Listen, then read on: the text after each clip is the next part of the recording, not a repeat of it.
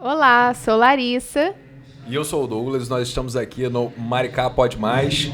e hoje estamos com um convidado muito especial que é o Luca Alves. Ele é coordenador do Afro Games, um projeto do Afro Reg. Luca, para nossos ouvintes aqui te conhecerem um pouco melhor, né? Conta um pouco a história de quem é o Luca e como o Luca se tornou coordenador do Afro Games. Bom, vamos lá. Essa história é longa, mas eu vou tentar dar uma encurtada até aqui para não arrastar muito. Bom, como anunciaram, meu Você nome é fica à Luca. vontade. Não, Tem então, que ser- então vamos, que é uma história longa, assim. Meu nome é Luca, atualmente tenho 26 anos, eu gosto de contar a minha idade porque sempre surpreende, né? Para quem estiver vendo a imagem, vai estar vendo uma pessoa com barba, cabelo grande, aparenta mais velha, é só o trabalho, né? O trabalho no terceiro setor lhe dá uma cansadinha, porque é difícil, muito gratificante, mas é realmente difícil. E bom, eu sou fruto da escola pública, de trabalhos, né, voltados para o público e aberto a todo mundo. Eu comecei a ingressar nessa área de games, né? Eu gosto muito de contar esse início. Quando ainda era novo, gostava muito de videogame, a gente tinha um PS1 em casa, tinha um PS2. Ainda sou novo, ainda sou jovem, né? Ainda tenho uma idezinha jovem. E ainda nessa idade a gente começava a explorar videogames. Só que aí, na favela, né? Eu sou cria do Morro do Banco, uma favela lá no Rio de Janeiro, no Itaiangá, dentro da floresta da Mata Atlântica. Lá eu comecei a me interessar por games, só que era um mundo assim à parte. A gente consumia, mas a gente não sabia como é que funcionava, a gente também não tinha esse ímpeto de procurar entender. Né? E aí quando eu estava no 9º ano do ensino fundamental, lá no meu colégio, apareceu um panfleto de uma escola pública, né, um colégio estadual, que tinha um curso técnico. E esse curso técnico tinha lá roteiro para mídias digitais, multimídia e tinha também programação de jogos. Eu falei, bom, o que é isso, né? O que faz o programador de jogos, como é que funciona tudo isso? Fiquei muito curioso, fiz a prova, na época era uma prova para ingressar na escola, passei e aí comecei os estudos. Naquele ano a gente conheceu todas as modalidades, né? No primeiro ano do ensino médio a gente conheceu sobre roteiro, multimídia e sobre programação, e foi de fato a área que mais me encantou. Eu já tinha um bom ali desempenho na parte matemática, na parte lógica, gostava muito de criar, gostava de ficar brincando em casa com alguns brinquedos, de montar cenários, e ficava 5, 6 horas ali simulando cenários de guerra entre os meus brinquedos. Então para mim foi interessante porque foi um lugar para eu canalizar a minha criatividade, né? E aí lá eu fui aprendendo sobre conceitos de game design, fui aprendendo sobre conceitos de roteiro para jogos especificamente, fui aprendendo sobre diversas áreas dentro desse mercado para além de programação. E aí quando eu chego já ali no meu 3º ano do ensino médio, dando um salto, eu já tinha ingressado também na área de educação, né? Por quê? No 2º ano do ensino médio eu comecei a explorar a área de robótica também, que é uma área que no colégio não tinha, mas eu junto com mais 2 amigos e um professor, a gente falou, cara, eu vi um menino brincando ali com um robozinho, como é que funciona aquilo? Aí ele falou, é Arduino, você basicamente pega aquela plaquinha e você programa o que você quiser, um microcomputador. Eu falei, peraí, a gente pode fazer o que a gente quiser com isso, pode fazer o que quiser. E a gente começou a explorar, começamos a brincar um pouco, a gente fez uma primeira oficina, eu me lembro muito bem, que foi sobre árvore de Natal. Então a gente construiu um pisca-pisca LED, isso a gente tinha 16 anos, e a gente falou assim, cara, irado, mas vamos ensinar isso aqui pra galera também, vamos fazer que seja um conteúdo talvez para ser passado na escola, para cativar os alunos para no futuro também trabalharem em cima disso. E aí a gente começou ali já no finalzinho do ano a fazer uma série de oficinas rodando o Rio de Janeiro, apresentando esses conceitos, assim, jovens de ensino médio, ensinando pessoas adultas, pessoas idosas e crianças sobre a área da robótica, né? Aí no 3º ano a gente continua com isso, a gente meio que funda esse grupo que é o Nave Labs, né? E aí vale até mencionar, eu sou aluno do Colégio Estadual José Leite Lopes, do Nave Rio, um projeto do governo do estado lá no Rio de Janeiro, de assim, excelente atuação, que capacita os jovens para isso no setor público. E dentro desse espaço a gente começou a fundar esse grupo, começou a fazer estudos, juntos com estudos evidentemente de programação de jogos.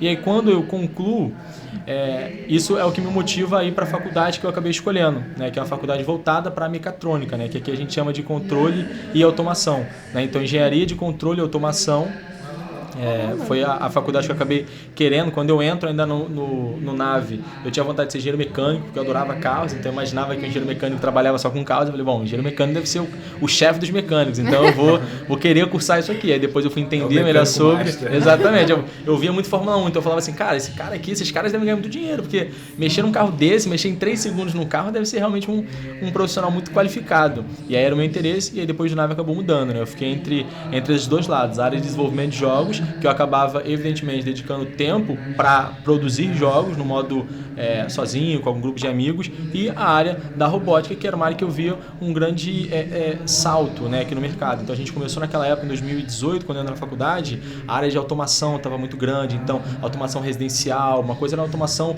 industrial, mas a residencial não existia muito, então para mim parecia um setor ali em crescimento interessante.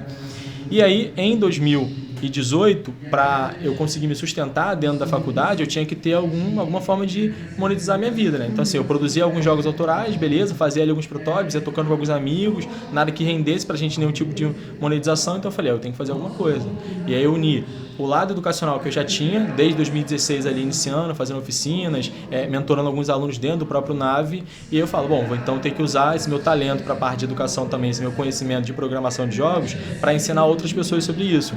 Aí eu entro em algumas pequenas empresas voltadas para isso, né, para ensinar programação, desenvolvimento para alunos de colégios particulares, né, dentro até dos próprios colégios particulares ali da Zona Sul do Rio de Janeiro.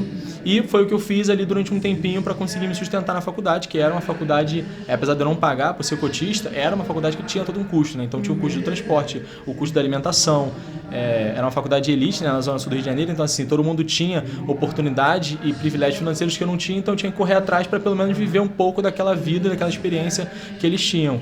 Né? E aí foi isso que motivou. E aí, em 2019, ainda já na faculdade, ainda com essas dinâmicas de trabalho, chega para mim um convite para participar de um projeto que estava nascendo, né, e que falaria sobre isso, ensinar desenvolvimento de jogos, só que na favela. Aí eu falei, porra, na época que eu estava morando, eu falava assim, cara, é o que eu mais queria. É o que em 2016, junto com um parceiro meu, eu conversei e falei assim, cara, isso aqui na minha favela ia ser incrível. Porque, pô, olha o tanto de computador, a gente está no colégio com 200 computadores, todo mundo aprendendo programação, multimídia, roteiro para cinema, a galera sai daqui, vai fazer cinema, sai daqui, vai trabalhar na Globo, sai daqui, vai trabalhar não sei onde. Eu falei, pô, isso aqui talvez dentro da favela tem um potencial transformador enorme, sabe? É um lugar que precisa disso. E aí, em 2019, chega esse convite para mim. Uma professora minha de matemática, assim, que é um amor, ela falou assim, Luca, eu tô te ligando porque um amigo entrou em contato comigo e ele falou assim, olha, eu quero indicação sua, eu sei que você é do Nave, eu queria uma indicação de alunos para poder mandar aqui para uma vaga de emprego, que é para ser professor de programação no projeto do AfroReg.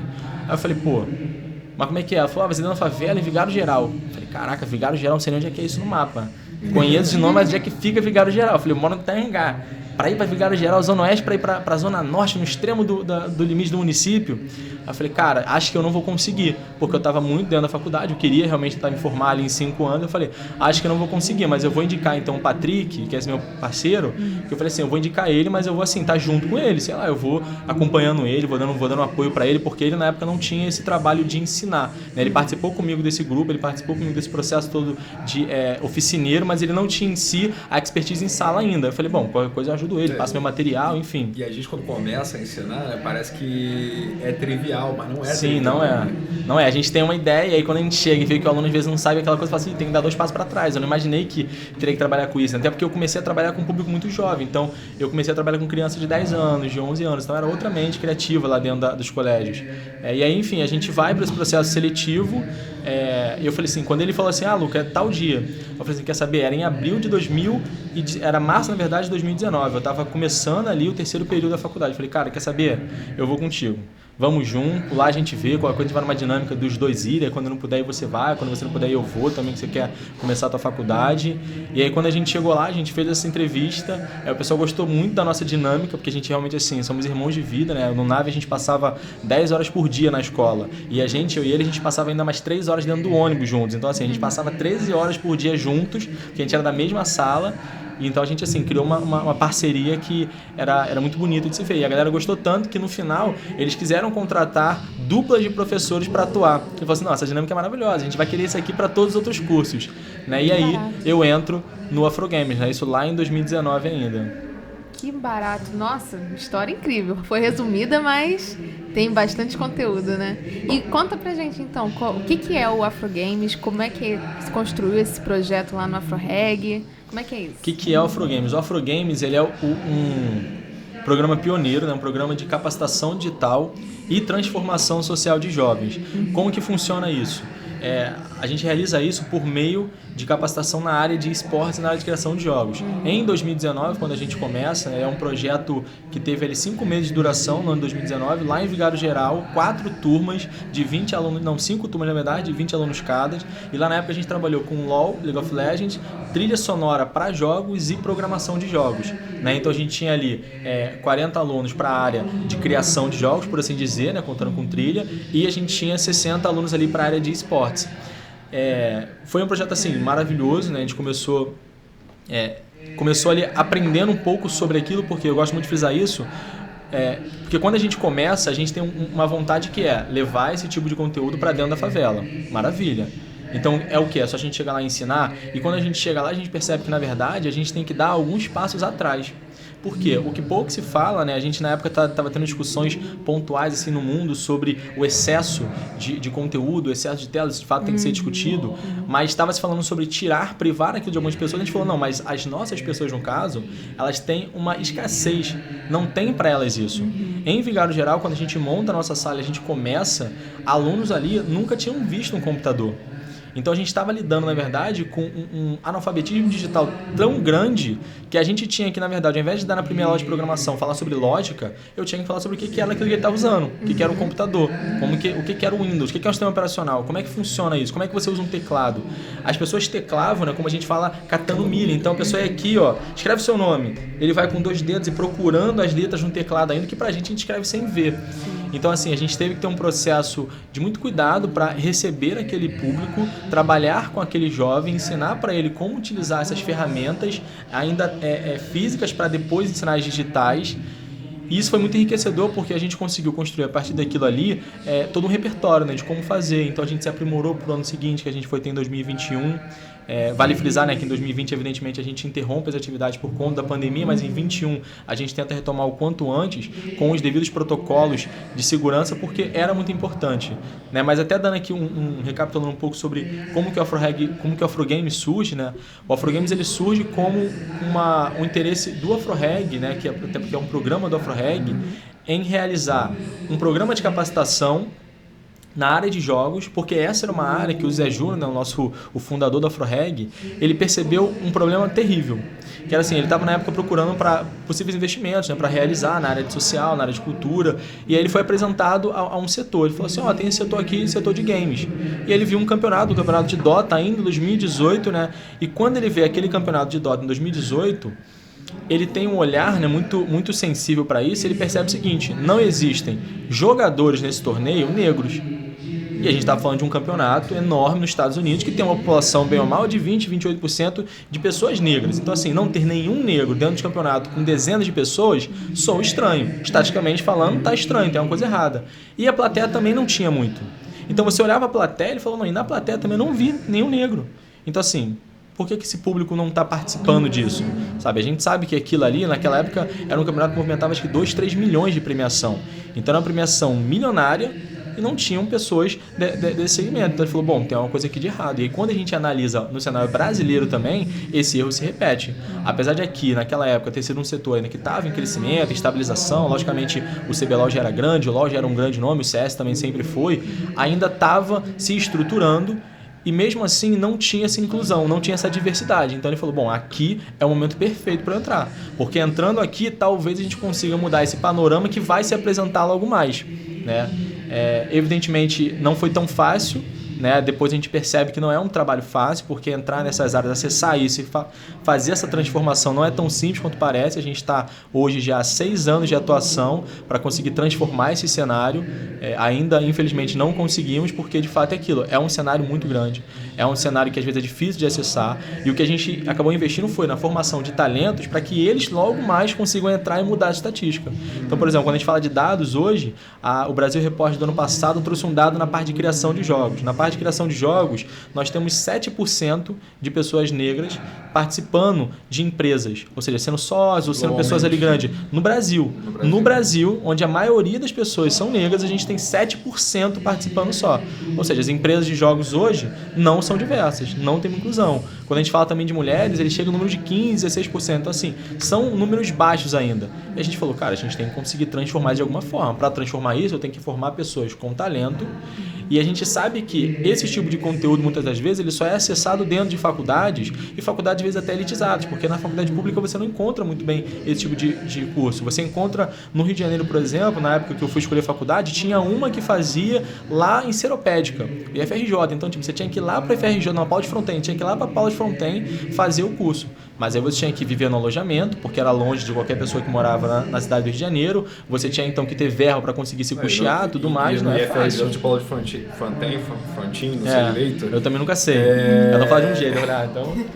Também você não tem alojamento estudantil, né? Na realidade, é não pagar, tem. Né? Exatamente. Pra ficar lá. O alojamento que eu digo assim, você vai ter que arrumar um lugar para morar. Assim, eu tive uma amiga que ela foi, essa amiga era de classe média alta, e ela conseguiu ir. Ela ficou lá 4 anos, e aí pagando uma moradia lá, e final de semana ela vinha pro Rio de Janeiro. Eu falei, cara, não tem condições de fazer isso, sabe? Eu não tenho como ter um segundo aluguel. Minha mãe não vai conseguir me bancar para eu ficar morando em um lugar para estudar, para no final talvez conseguir alguma coisa. Eu falei, não, então assim, é uma coisa de difícil acesso, né? Pelo menos era naquela época. Hoje a gente está tentando transformar isso, a gente tem visto que o poder público tem também andado nessa linha, né? Porque a gente sabe também que se atualizar, se modernizar, em alguns casos acaba sendo difícil para esse setor, e é até por isso que o terceiro setor e o segundo setor tem que estar em consonância, né? Para a gente conseguir transformar isso de alguma forma, de maneira mais rápida.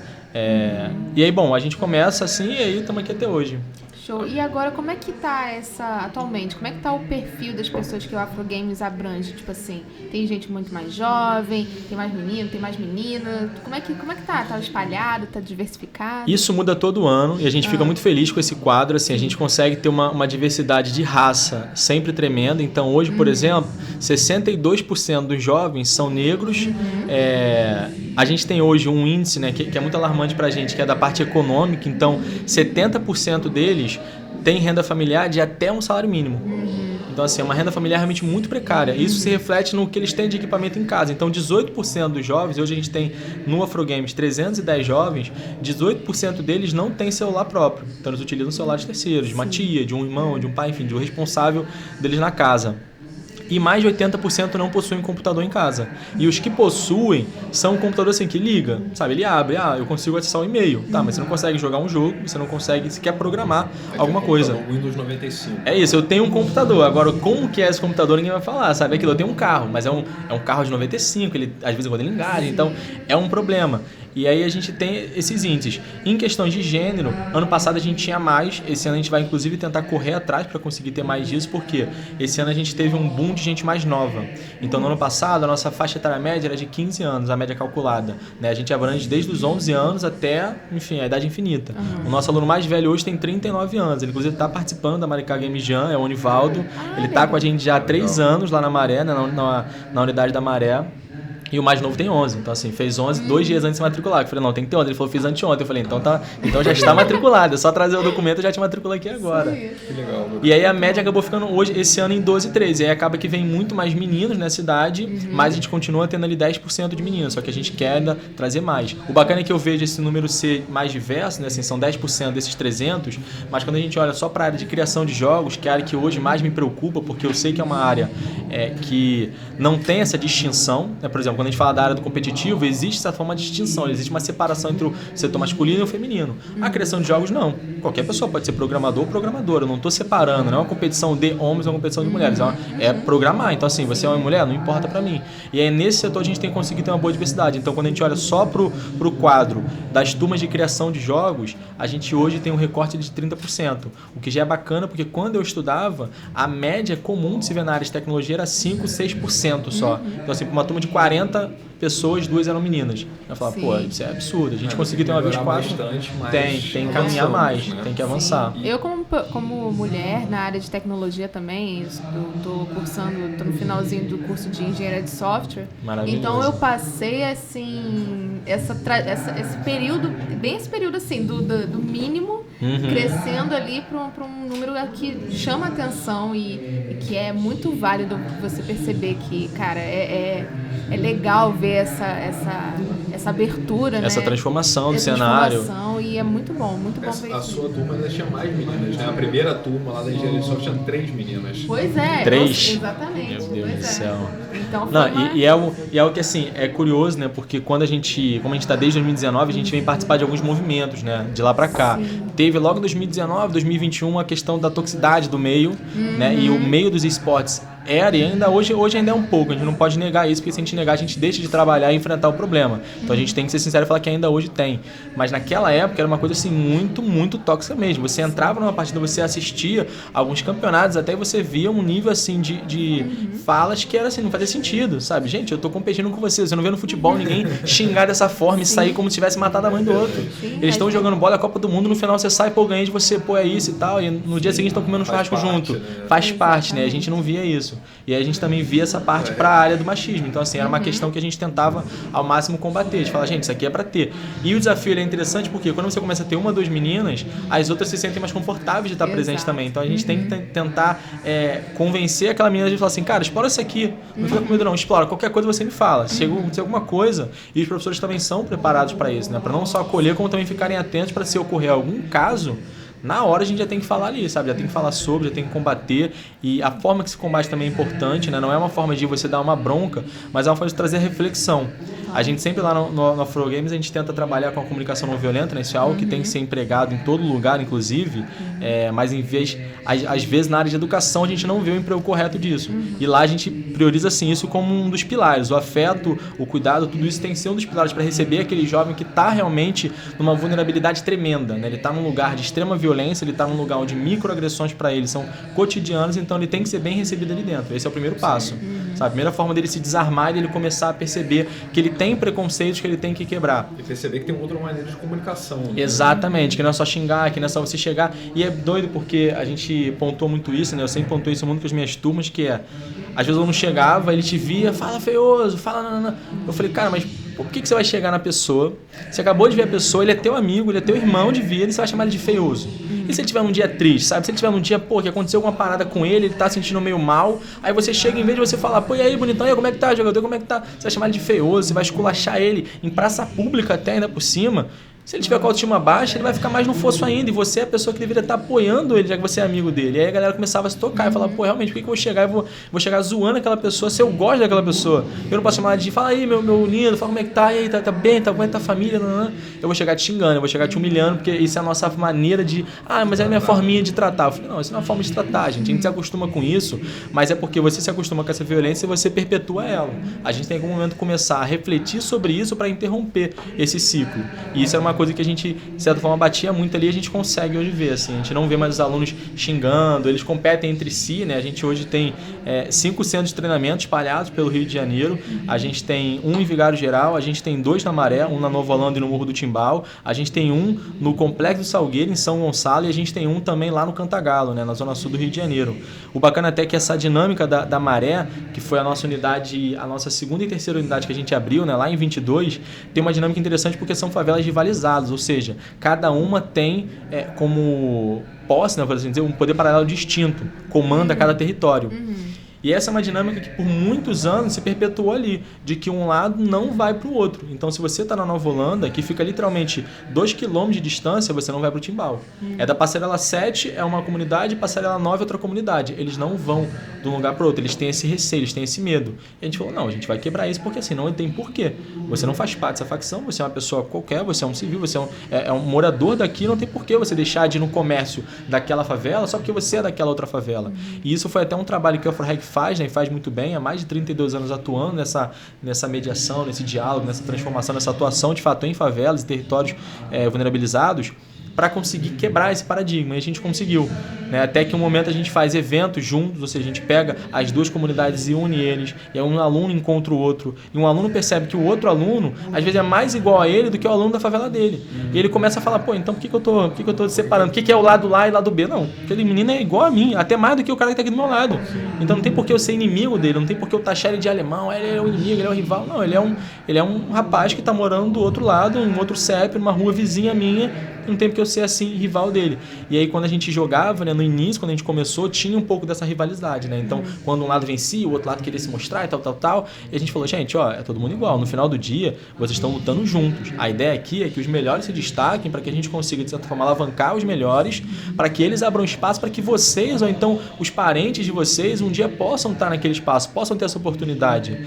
Né? Uma frase até bonita, porque em 2019 eu falei isso para os alunos e isso continua sendo válido. Né? Eu falei assim, olha gente, vocês estão aqui na primeira turma de programação, a gente não vai ter acesso a muitas coisas, tá? A gente não vai estar indo para evento, a gente não vai ter oportunidade de emprego batendo na porta, então vocês vão ser quase como bandeirantes, vocês vão ter que explorar esse território e vocês vão ter que fazer esse caminho que talvez não sejam vocês depois a usufruir desse caminho, talvez sejam outras pessoas que vão vir depois de vocês. Então a responsabilidade que vocês têm aqui hoje é tremenda.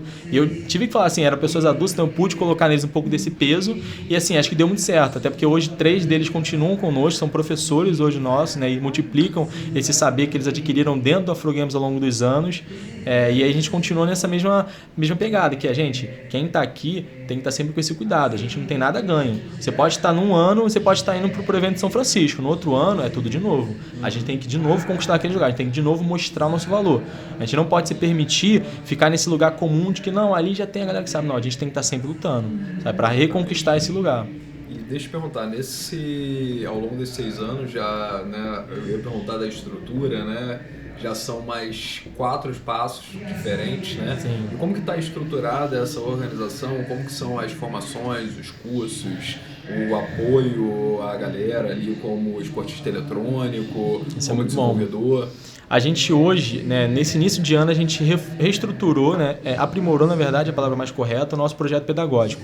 Porque a gente entendeu que a gente precisava separar muito bem as trilhas formativas que a gente tem, né, que são as trilhas formativas de esportes, formação de atletas em esportes, e a trilha de criação de jogos.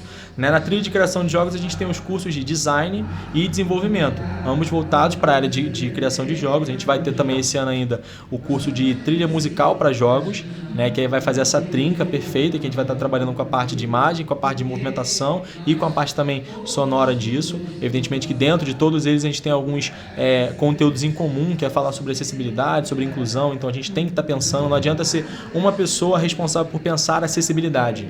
Todos têm que estar atentos a isso para que todos possam também trazer as suas ideias, né? Então acessibilidade na parte artística, como é que a gente consegue fazer um jogo acessível para daltônicos? Isso não é fácil de fazer hoje, mas ele tem que estar sabendo fazer isso para que quando ele tiver oportunidade de organizar isso, ele sabe fazer. E a trilha de formação em esportes é uma trilha que pra gente esse ano teve um aprimoramento muito bacana, que foi a forma como a gente faz agora, como se fosse um ciclo básico.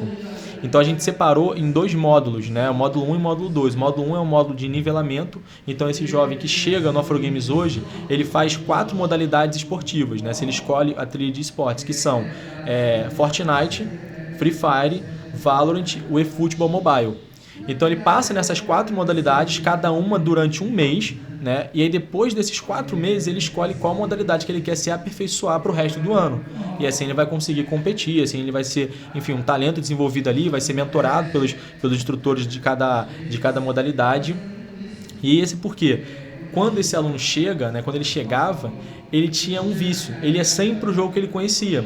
E muitas vezes era o Free Fire, que era o jogo de fato mais acessível para se ter, porque o Free Fire roda em qualquer celular. Não quer dizer que você vai desempenhar muito bem num celular de tela trincada, que é o que a gente vê hoje na favela, mas ele vai conseguir jogar, sabe? Então ele vai conseguir conhecer, ele vai conseguir competir. E aí a gente percebia que muitos deles ficavam inquietos quando eles viam as aulas de computador.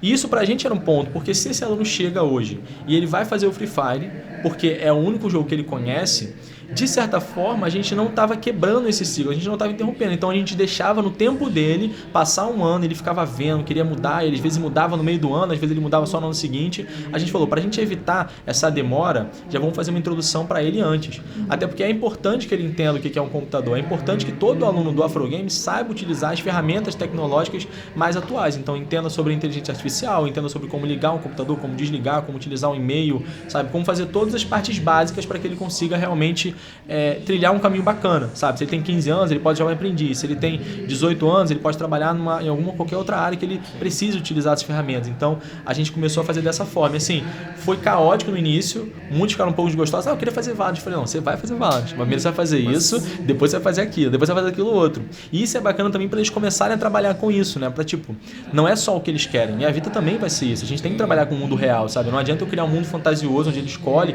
só o que ele quer fazer e faz aquilo que ele quer fazer. E no final, quando ele for pra vida, eu quero trabalhar de CEO da Microsoft. Não, amigo, não é assim. Não é dessa forma, entendeu? Você tem que primeiro começar a trabalhar em algum lugar para trilhar um caminho. Então a gente meio que trouxe essa reformulação, esse aprimoramento, foi muito bacana. Hoje, né, a gente tem as nossas unidades, todas elas guarnecidas, né, fornecidas de computadores, celulares também, porque é importante a gente fornecer celulares para que eles utilizem, porque eles não possuem, né, como eu falei, quase que 20% deles não possuem, e os que possuem também nem sempre é um celular com ótimas qualidades, é um celular que às vezes está trincado, porque criança também não tem um cuidado que um adulto tem, ele não sabe às vezes o valor de um celular para cuidar tão bem quanto a gente. Então a gente tem que fornecer o nosso, porque para que ele tenha condições iguais com os demais, um celular que rode um jogo bem, enfim. E a gente tem também dentro, né, dessa trilha formativa um curso obrigatório que é o inglês. O inglês ele é um complemento, mas ele também é obrigatório para eles jovens fazer. Por quê? O inglês, ele é assim, a língua praticamente universal dos jogos. Todo jogo que você for jogar, esportes ou criar jogo em si, as ferramentas são em inglês. Então se você não sabe inglês, você vai ficar boiando um pouco. Você vai ficar, o que está escrito aqui? Está escrito Shadow, você não sabe o que é? Não. Então você não vai saber usar esse efeito às vezes no jogo para deixar o jogo com uma textura bacana, porque você nem sabe o que significa essa palavra, então eu vou te ensinar. Então a gente trouxe já desde o início de 2019, fez parte já ali da base, né, do fundamento do Afrogames ter também esse curso. Acho que até mesmo a questão do competitivo internacional, né? Exatamente. A gente quer, né, que ele alcance esse espaço, então assim, se eu não preparar ele para isso, ele nunca vai. Isso mostrou até frutífero porque teve um ano, em 2023, a gente conseguiu 2 alunos, né, para ir para a GDC. A GDC é o maior evento de desenvolvimento de jogos do mundo, assim, a Game Develop Conference, lá em São Francisco, na Califórnia. Então eram 2 alunos nossos, uma moradora do Formiga, o outro morador do Acari, que hoje virou nosso professor, e ele quando conseguir essa bolsa, né, a partir da Abra Games, uma bolsa do ingresso, que é um ingresso que só o ingresso em si era R$10 mil cada um, eles conseguem o ingresso e a gente fala assim, tá, beleza, conseguiram o mais difícil, que era o ingresso. Agora vamos correr atrás do visto, que vocês não têm, e vamos correr atrás do dinheiro para levar vocês para lá, porque vocês também não têm, né? Aí a gente correu atrás, enfim, procuramos marcas parceiras, conseguimos entrar em contato com o consulado, que a gente tinha uma boa relação para liberar o visto para eles, e eles foram para lá.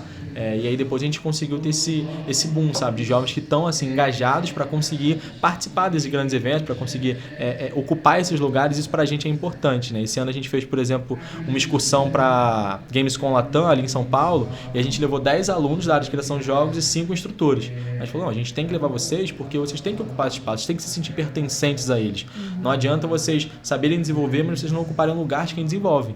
Porque você sabe desenvolver, tá, mas aonde? Na sua casa? Você faz um jogo maravilhoso, você lança, tá, mas você não é reconhecido, você nunca vai ter acesso, nunca vai ser chamado, vai perder às vezes oportunidade para quem tem mais acesso, para quem tem mais privilégio, que consegue ficar lá 5 dias no evento fazendo networking, você não consegue ir nenhum dia, então quem que vai ser visto? Aquele aluno que acabou de sair da faculdade ou esse menino que está 2, 3 anos batalhando, sabe, dividindo ali o computador para conseguir avançar, enfim.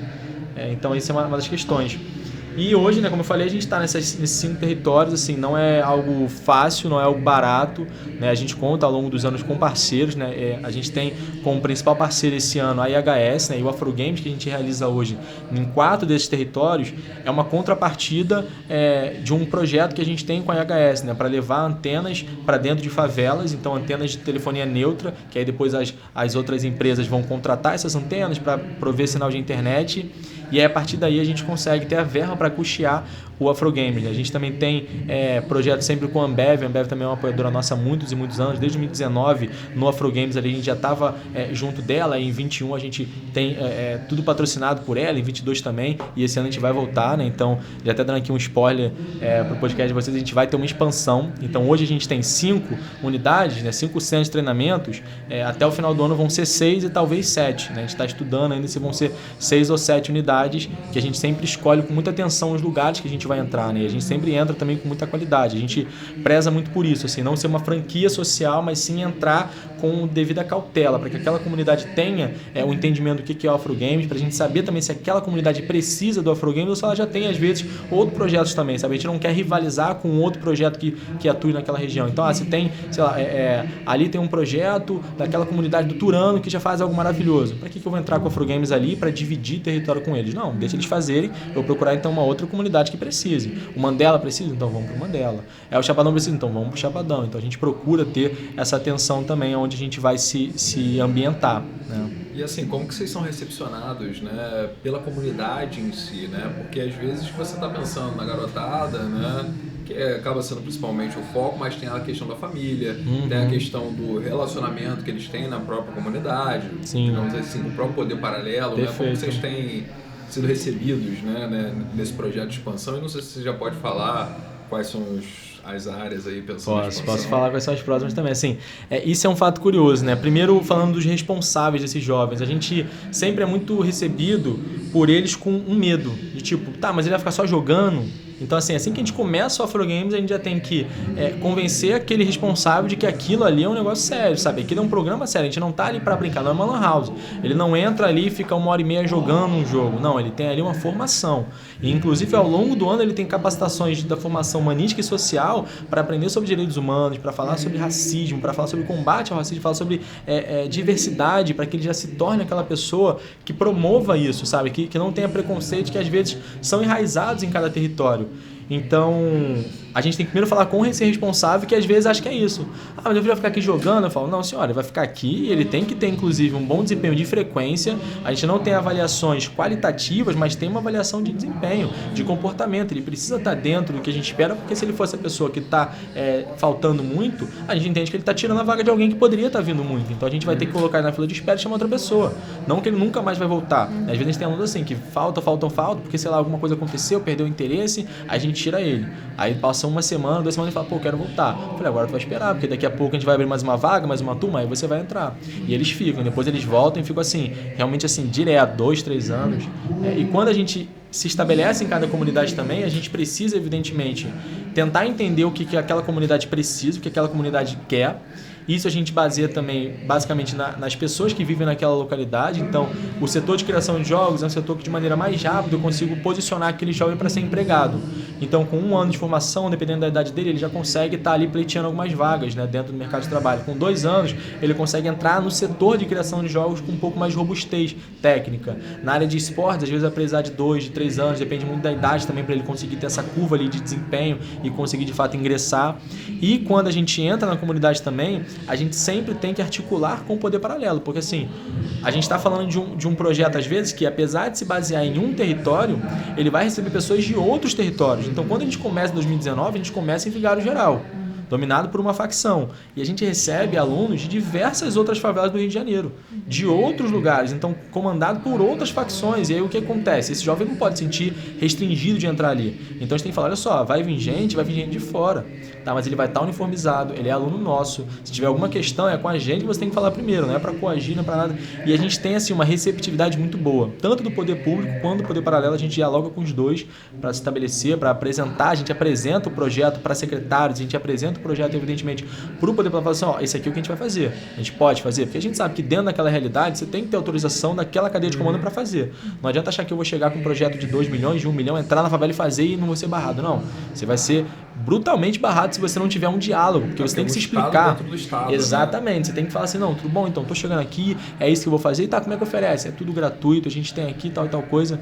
E aí de novo a gente vai naquilo dessa articulação que a AfroReg tem há muitos anos, né? Então, por exemplo, esse território novo, que foi o último território que a gente abriu, que é lá no Complexo Salgueiro, em São Gonçalo, ele fica numa região pouco depois do Iraque. Então, assim, pelo nome já imagina como é que é. Ali é uma área que a polícia tem dificuldade de entrar. Porque é uma área que realmente, assim, quando a gente vai, é uma área que impressiona. De todas as comunidades que a gente atua, é a comunidade que mais impressiona, assim, não pelo poder bélico, que tem muito também, mas sim pelo caminho que você tem que fazer até chegar lá, a quantidade de barricadas e como que são as barricadas, como que é esse acesso para lá. Então é uma comunidade que tem assim uma escassez de projetos sociais até que nos espantou. E aí quando a gente conheceu, a gente falou assim, não, a gente tem que realmente estar aqui, sabe? Não tem como a gente não estar aqui. E a gente correu atrás, a gente fechou inclusive uma parceria com uma escola pública da região, então a gente está estabelecido dentro de uma escola municipal do território de São Gonçalo. E é curioso porque até a própria escola sofre com escassez de profissionais, porque quem quer trabalhar lá? Ninguém quer. Se falta luz, para chegar a Light lá é muito difícil. Só algumas pessoas da Light têm a coragem de entrar no território, porque ficam com medo. Sabe? E a gente falou, não, a gente vai fazer aqui, a gente vai estabelecer aqui. Tem sido muito satisfatório ver o que os alunos, né, falam, assim, a felicidade deles, o encantamento. Quando a gente anunciou que ia chegar, a gente nem tinha data para começar. A direção recebeu de uma mãe um comentário assim, chorando, falando muito obrigado, eu ia largar o meu emprego para conseguir levar o meu filho num colégio lá em Niterói, eu ia levar ele num curso técnico lá em Niterói, eu tinha que largar o emprego aqui no hospital, né, de técnico de enfermagem para conseguir levar ele, porque ele não pode ir sozinho, ele tem 14 anos, é uma travessia longa e tudo mais. E aí quando ela soube disso, ela desistiu disso. Ela falou, não, eu posso então de matricular ele quanto? Mas ele falou, não, essa aqui já está garantida, é por ordem de chegada, mas essa aqui, mesmo que ela chegue depois das 50 vagas, ela vai passar à frente, porque não tem como, sabe? É uma história que encanta muito a gente. E assim, a gente acaba sendo muito, muito bem recepcionado. Eu fico muito feliz de ver isso, a gente vê até a procura, né? A gente chega e quando a gente estabelece, a gente tem uma quantidade limitada de vagas, evidentemente. Então a gente tem 50 vagas para o território do Salgueiro. E a gente preencheu assim 2 semanas. E já tinha gente falando assim, como é que vai ter mais vagas? Eu falei, então, é bom saber que vocês já estão aqui querendo, que eu já levo isso adiante e a gente já articula com o patrocinador. Então, na renovação do ano seguinte, eu já vou falar assim, olha, eu preciso de mais vagas. Então, a gente tem que ver esse contrato, a gente tem que ver de alguma forma de expandir isso, de, enfim, buscar então um outro parceiro. Vocês querem se juntar com alguém? A gente tem um parceiro tecnológico que pode aprimorar nisso, a gente economiza naquilo para conseguir gastar mais com isso.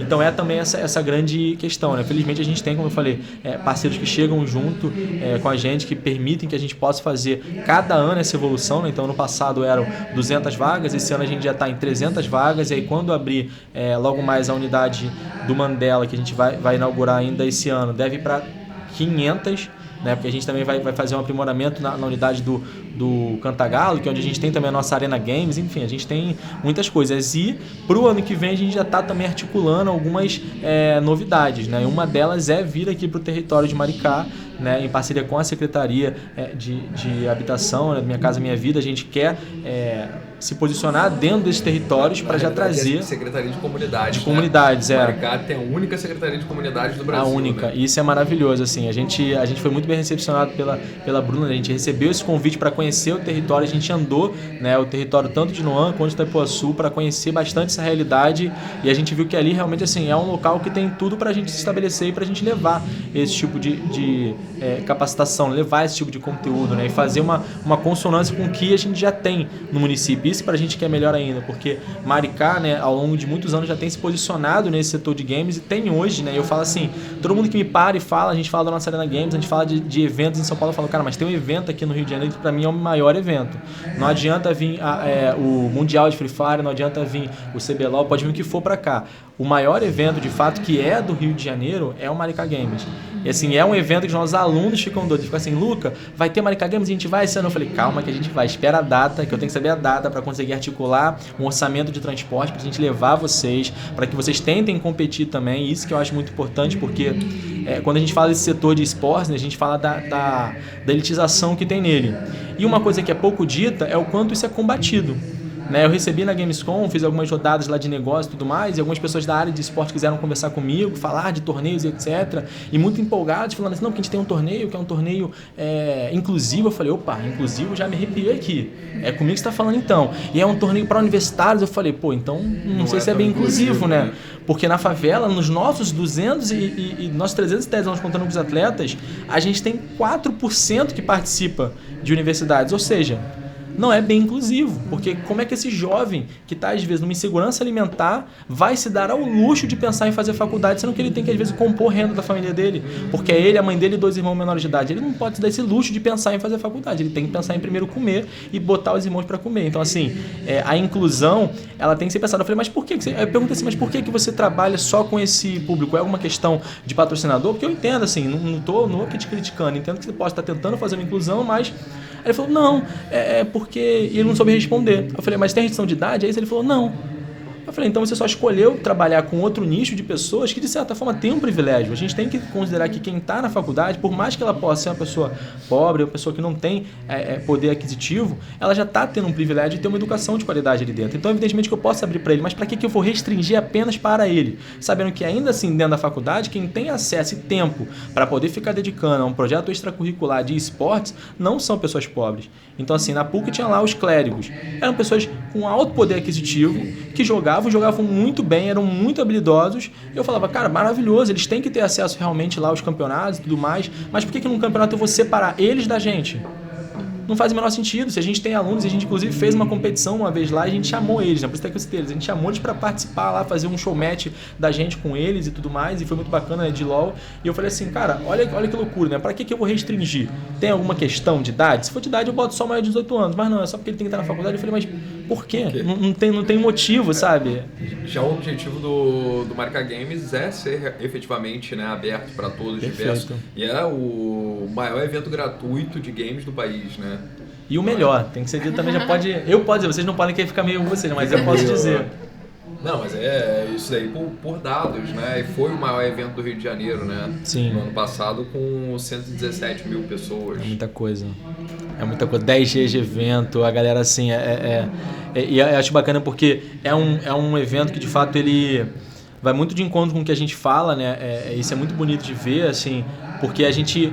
Tem palestras que vão falar sobre conteúdos, tem palestras que vão falar sobre diversas áreas dentro desse setor, né? Porque quando a gente fala do setor hoje de jogos, é um setor que movimenta nacionalmente 13 bilhões de reais, né? E comparado ao audiovisual, que é 2 bilhões, assim, é muito mais. A gente está falando de 6 vezes mais do que o audiovisual, mas ainda assim não tem tanto foco, né? E é uma área que, quando é focada, ainda assim, a galera foca muito nos esportes. E eu, né, quando assumo a parte da coordenação da Afrogames, é uma área que eu acabo conversando com a direção da Afrogames. Eu falo, olha, eu tenho uma ideologia um pouco diferente do que era aplicado anteriormente. Quando eu era professor, evidentemente eu expunha minhas ideias, mas evidentemente eu seguia ali uma cartilha do que a gente tinha que executar, né? E o AfroReg foi ouvindo e foi entendendo que, de fato, a gente tem que estar nas duas. E a gente, numa época, tinha turmas de desenvolvimento, uma boa quantidade, mas a gente tinha que entender que, para além de ter a turma, tem que existir algum tipo de incentivo para a gente conseguir fazer parte daquilo, para que a gente consiga hoje transformar esse setor, sabe? Quando a gente analisa os jogos que são feitos no território brasileiro, até, a maioria deles é visando o comércio exterior, não é visando o comércio interno,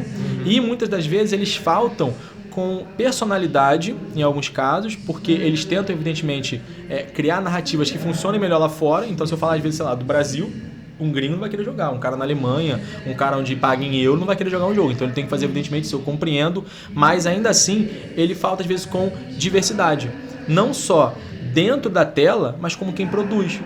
Então isso era importante da gente mudar, sabe? Era importante a gente mudar o que está sendo visto. O que está sendo visto? Tá, uma história de amor. E por que essa história de amor vai ter como elenco 90% de personagens brancos? Você não consegue pintar, porque assim, beleza, se você não tiver a tinta física aqui, não comprei o marrom, tá, mas no digital ela existe, é só você clicar ali, ela existe, você não precisa comprar nada. Então assim, você não pode pintar de marronzinho, pinta, mas deixa ali um pouquinho. Não bota só um mumbuquinho. Quando a galera chegou aqui e viu, eles ficaram assim, fascinados, que falaram, caraca, Luca, só tem ele, é o personagem negro. Eu falei, é isso. Não tem 5 e aí tem um negro. Não, só tem ele.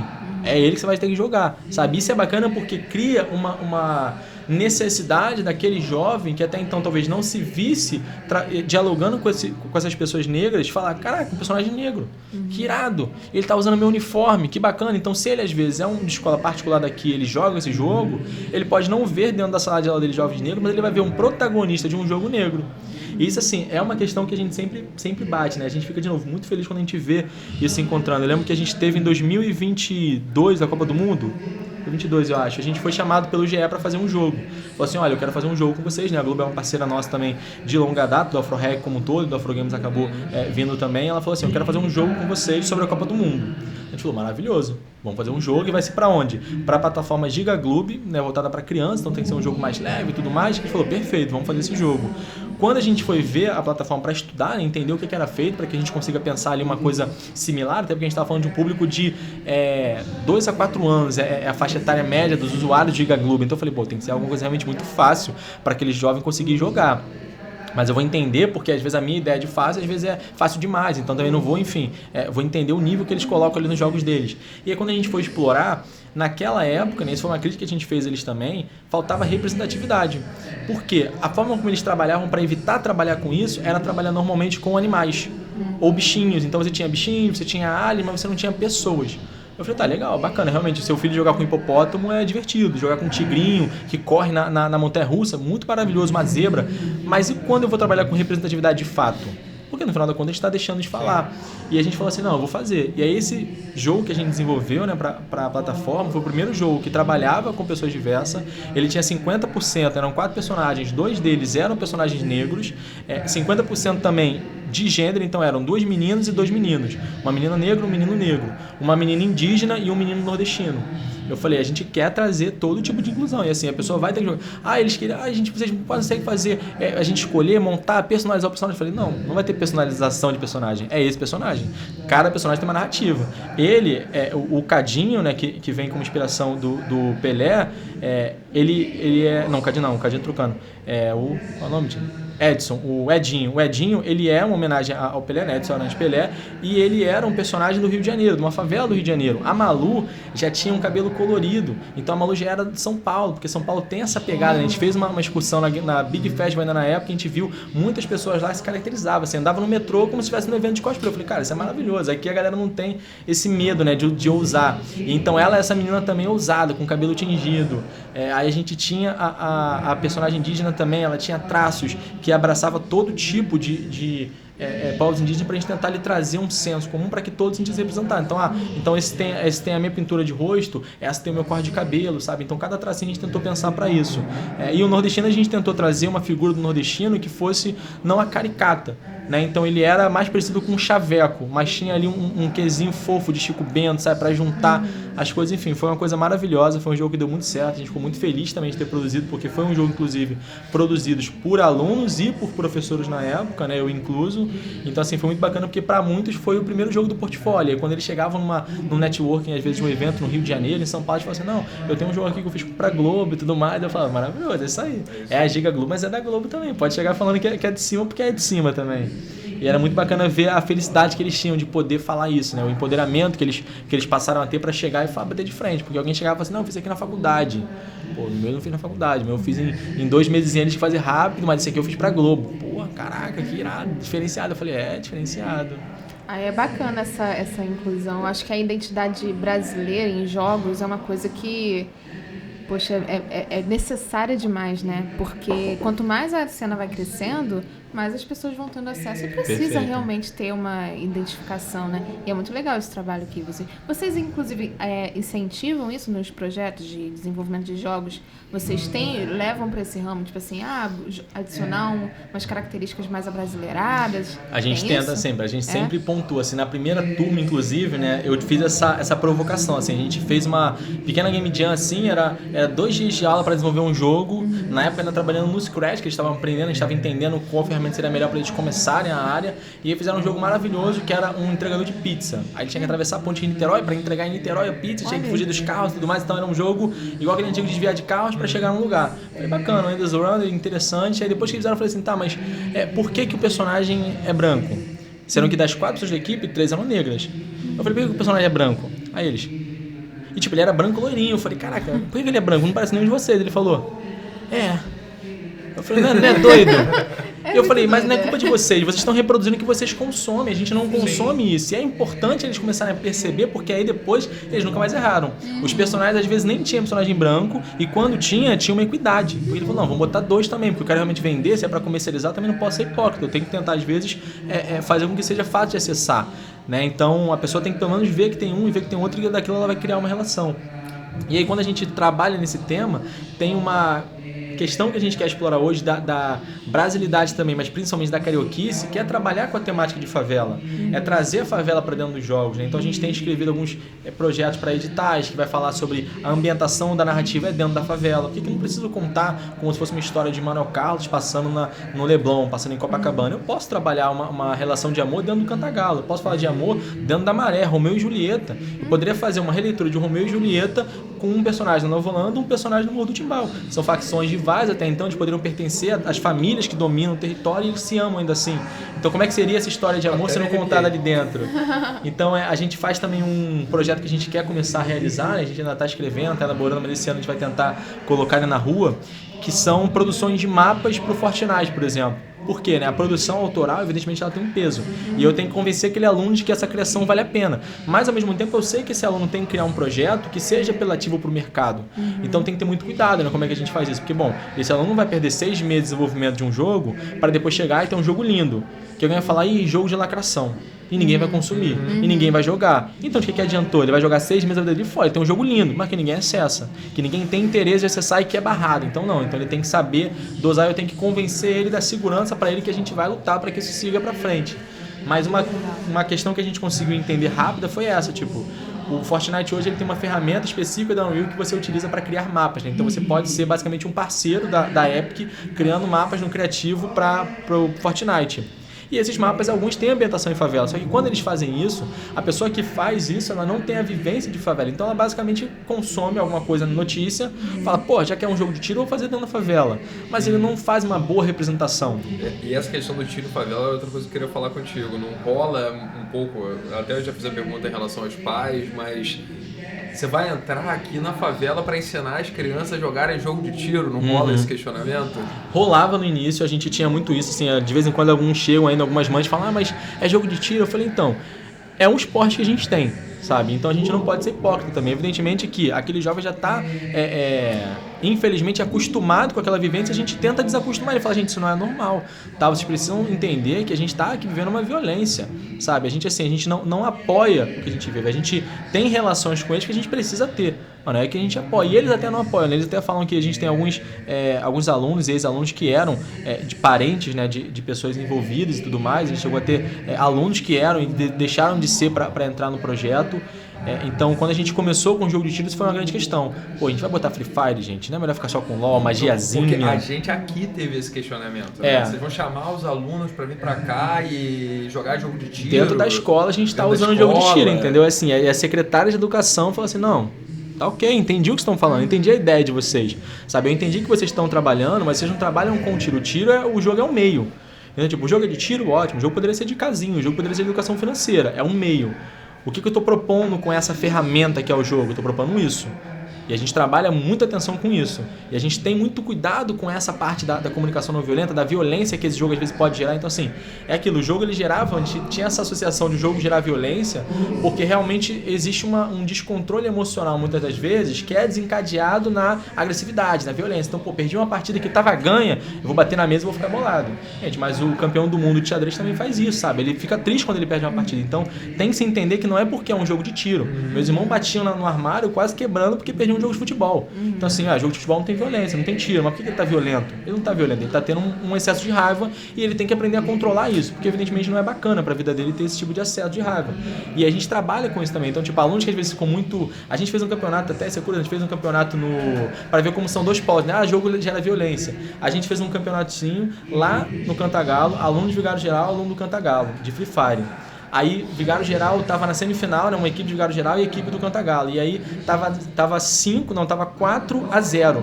Pô, o Vigário Geral tava dando de lavada. Eu falei, pô, estranho que essa galera daqui é boa do Cantagalo também. E a galera do Cantagalo virou. 6-4 ganhou a disputa. Um dos meninos, o mais velho, começou a chorar. Ele foi pro canto e começou a chorar, de tristeza de ter perdido.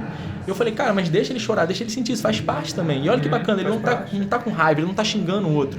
Em momento algum, isso pra gente foi assim, eu nem comentei isso com a equipe que tava lá também, mas pra mim foi um resultado de sucesso, porque quando a gente fazia isso, às vezes no início, o aluno chegava bolado um com o outro, ficava assim, olhando, de rabo de olho, tipo meio, porra, me ganhou, tá maluco, mas... E não, ele tava lá de boa, sabe, triste pela derrota dele, mas não com raiva do outro. E isso pra mim era mais importante, ou seja, como que a gente vai permitir que seja replicada essa ideia de que jogo promove violência, se no final a gente não vê isso, sabe? É questão da educação, é como você trabalha. Você trabalha com a violência nele, então você vai perpetuar a violência. Você trabalha aquilo como um meio para um fim e um jogo onde tem que ser estudado, você só não vai trabalhar aquilo como violência. É um jogo de tiro, poderia ser um jogo de atirar algodão doce, sabe? E na realidade, assim, da profissionalização, você comentou, né, que muitos se tornaram professores do Afrogames. Você comentou também dos esportes, né? Então eles viram profissionais. O que mais que fornece, assim, agrega ali profissionalmente? A gente tem conseguido, né? É bacana porque assim, a gente evidentemente quer, né? Não vou ser hipócrita, eu quero que todos eles se tornem desenvolvedores de jogos, porque é uma área que eu sei que é muito lucrativa, é uma área que eu sei que tem muita oportunidade de ascensão econômica, né? Foi o que me permitiu ter autonomia financeira para conseguir desenvolver minha família. Então isso para mim é muito importante. Eu quero que eles tenham esse acesso, mas eu entendo também que nem todos eles têm um interesse. Então às vezes o aluno chega e ele vai. Tem alguns que são assim excelentes, gostam muito da área, se tornam desenvolvedores. Hoje a gente tem muito orgulho de falar que em premiações de Game Jams ao longo dos últimos 3 anos a gente arrecadou mais de 60 mil reais e em editais a gente arrecadou mais de 200 mil reais com aluno. Assim, não é que a Afroreg arrecadou, o aluno formado pela Afroreg foi lá, competiu num edital, ganhou o edital e desenvolveu um protótipo de jogo. Então a gente teve 2 grupos de alunos fazendo isso. Isso pra gente é muito, muito bacana, assim, a gente fica muito feliz de ver que realmente tem dado certo.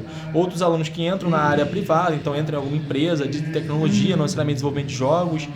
Tem alunos que vão também para uma área mais técnica, então por saber utilizar ferramentas, né, porque dentro do curso ele vai aprender sobre apresentação, trabalhar com planilha, ele vai aprender sobre documentação, ele vai aprender sobre gestão de tempo, trabalho em equipe. Alguns já desenvolvem, né, já demonstram ter liderança também de equipe, porque a gente vai fazer um jogo, é em grupo. A gente vai jogar, é coletivo. Então tem aquela pessoa também que se demonstra mais apta a isso. Aí a gente tenta trabalhar essa pessoa que demonstra uma maturidade, uma certa inclinação para aquilo, para que no futuro, né, quando ela tiver idade para acessar algum tipo de mercado, ela consiga ter esse acesso, né? Eu fiquei muito feliz porque, assim, triste e feliz porque eu tinha algumas alunas minhas de viagem que eram meu xodó, assim. Eu escolhi, eu falei, não, elas vão viajar comigo para São Paulo, elas nunca foram para fora do Rio, nunca viajaram de avião, elas vão comigo para Gamescom, o maior evento de games na América Latina, e elas estão lá. E aí no ano, quando a gente volta esse ano em Vigário Geral, que a gente ficou 23 parado, quando a gente volta, não, 24 parado na verdade, quando a gente volta em 25, eu encontro elas em Vigário Geral, elas falam assim, pô, professor, não vou voltar não. Eu falei, por quê? Não, porque eu tô fazendo agora, eu virei jovem aprendiz, tô trabalhando lá no hotel, lá na Zona Sul. Eu falei, pô, maravilhoso, mas trabalhando em que parte? Ela falou, não, tô na parte de administração de lá. Eu falei, pô, incrível, sabe? Eu não ensinei aquela jovem administração, eu ensinei aquela jovem a criar um jogo. Só que a criar um jogo, ela tem que também saber fazer um pitch, ela tem que saber fazer uma apresentação, ela tem que saber gerir tarefas. Qual é a tarefa que é para fazer um jogo? Quem vai fazer a parte do som? Douglas, tá, então vamos fazer o som, você vai fazer a arte, eu vou fazer a programação. Quem faz o roteiro? Vamos fazer junto, mas vamos dividir, vamos encontrar disso. Então, tudo isso trouxe para ela indumentário para ela trabalhar em qualquer outro espaço que precisasse disso, sabe? De lógica, de programação ou de administração de recursos. E aí a gente tem alguns alunos que vão também para essa área, assim, a gente tem casos de alunos que conseguem entrar em mercados, e aí no mercado ele se torna caixa, porque ele tem o conhecimento, sabe? A família dele às vezes tem uma renda de um salário mínimo, um salário da mãe. Ele já entra ganhando um salário e meio, porque ele sabe também falar o inglês. Hoje a gente tem visto menos essa entrada porque a gente tem decidido trabalhar com o público mais jovem, mas é uma questão que a gente está também sempre avaliando, porque assim, trabalhar com o público jovem é muito positivo, porque eu já consigo transformar ele desde o início. Então ele entra com 11 anos, com 14 ele vai sair, ele vai entrar no ensino médio às vezes, sabendo mais do que um aluno de escola particular, porque ele já conhece aquela ferramenta, sabe? Ele vai chegar na escola, às vezes a professora não sabe usar o projetor, porque às vezes não foi instruído sobre aquilo, ele já sabe, porque ele tem projetor, ele às vezes ajuda o professor, ele fica pegando a visão de como é que funciona tudo. Então isso pra gente é muito interessante, mas ao mesmo tempo a gente quer focar nesse público, que é um público também muito importante, que é quem está começando a vida profissional, quem está começando nesse mercado.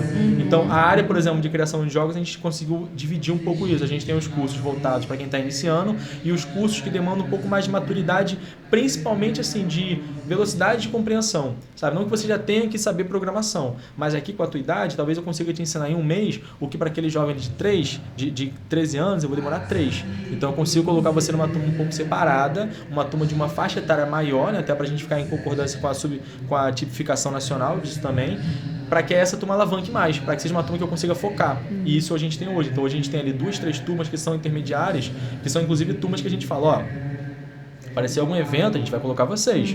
Vamos para a Gamescom? Vai ser vocês.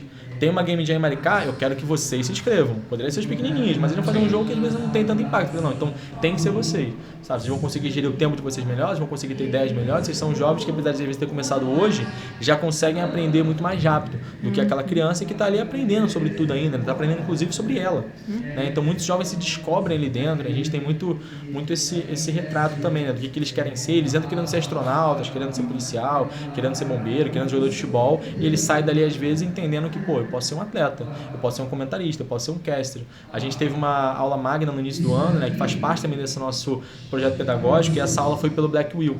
Então o Black Will é assim, uma personalidade do cenário de esportes como todo, do cenário gamer, incrível.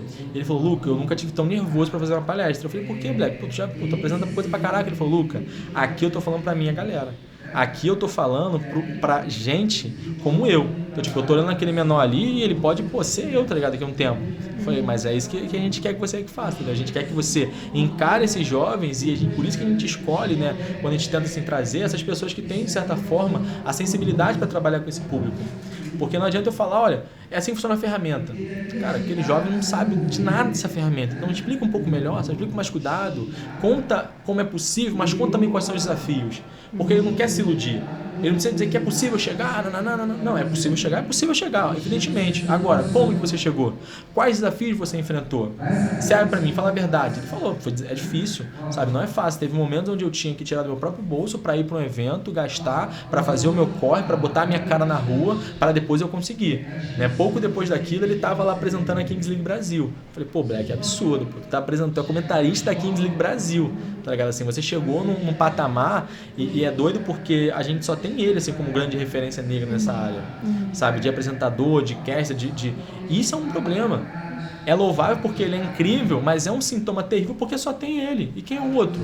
Se o Black resolve ir pra Dubai, casou com a esposa dele, foi pra Dubai, que um sheik quer que ele esteja lá para fazer o cenário, quem que vai continuar o legado dele, sabe? A gente tem que ter essa pessoa e a gente está sempre também atento a isso. Então, apesar de a gente falar de esportes e de falar de formação de atletas, a gente também fica atento a isso. Então, quando a gente faz os campeonatos, por exemplo, se a gente vai ter uma narração em sala com microfone ou na Twitch, tem algum aluno que é legal? Vamos botar o cara. Bota, a pessoa tem coragem de aparecer na câmera, bota ele pra falar. Cara, como você vê isso? A gente falando do legado, né?